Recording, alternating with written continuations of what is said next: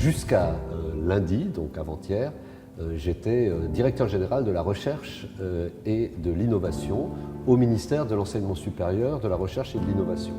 Alors, un directeur général, c'est en fait le plus haut fonctionnaire non politique du ministère.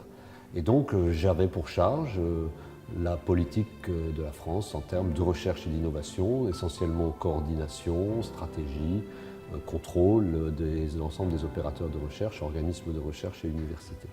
La fusion des universités, c'est un processus de très longue haleine qui a été démarré par mes prédécesseurs des 3 universités strasbourgeoises.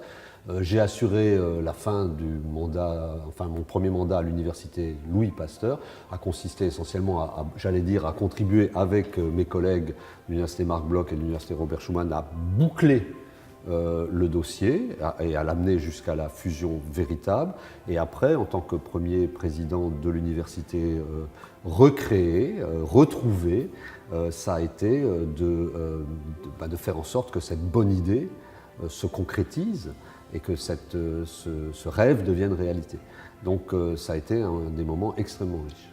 Et je crois que les Alsaciens qui m'honorent aujourd'hui doivent se rendre compte que l'université de Strasbourg est une pépite pour l'Alsace. Elle est reconnue dans le monde entier par la qualité de sa recherche, par son rayonnement, et qu'importe les classements de Shanghai ou de Schiltigheim, ce qui est important, c'est vraiment la réputation. Et je dois dire, et je crois qu'encore une fois les Alsaciens peuvent en être fiers, que l'Université de Strasbourg rayonne, et elle rayonne largement au-delà de nos frontières. Et donc nous retrouvons finalement ce qui est l'image de l'université, et en particulier de l'université rhénane, dont l'Université de Strasbourg est héritière, et avec nos collègues justement de Bâle, de Fribourg ou de Heidelberg, on se remet vraiment, j'allais dire, dans la même filière. Et ça, je pense que c'est très important.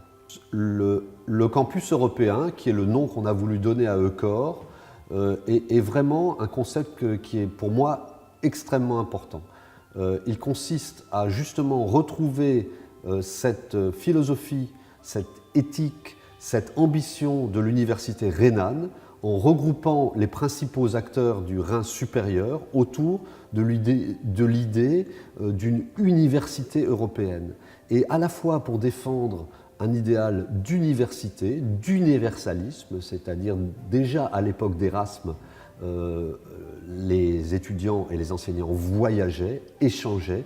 Il faut retrouver cet esprit d'échange qui est encore une fois l'esprit des intellectuels rhénans de la Renaissance, mais aussi, je crois, se redonner une envie d'Europe, c'est-à-dire que nous croyons, nous les universitaires, que l'Europe, elle se construit beaucoup, voire surtout, sur les bancs de l'université, dans les laboratoires des universités.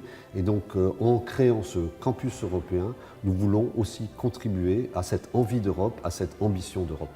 Un peu après notre entretien, le Premier ministre va annoncer qu'il me confie une mission sur les universités européennes.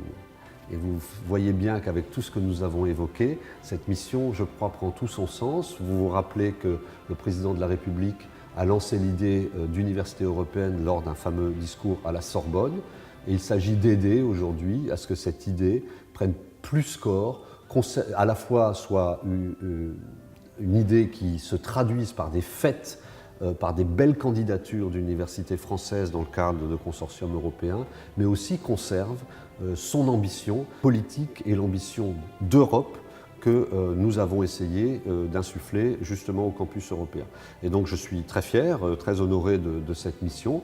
Elle ne va pas être simple, je pense, mais ça me conduira à voyager beaucoup en France et aussi en Europe, à Bruxelles entre autres.